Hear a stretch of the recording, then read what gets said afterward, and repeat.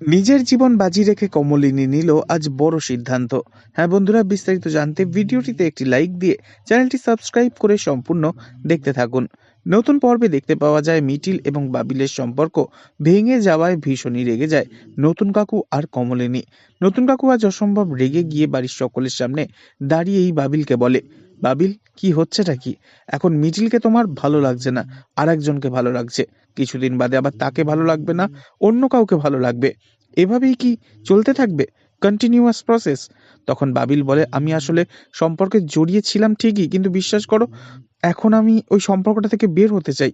তখন মিটিল বলে ওঠে, এই সম্পর্কটা করতে আমি ওকে কখনো বলিনি, তাই ও এই সম্পর্কটা থেকে কিভাবে বেরোবে সে ব্যাপারে আমার কোনো দিশা নেই।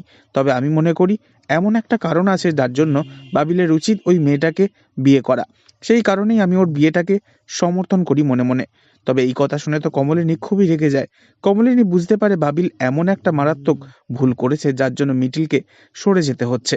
তবে বাবিলের বউ হিসেবে কমলিনী এতদিন মিটিলকেই মনে মনে ধরে রেখেছিল।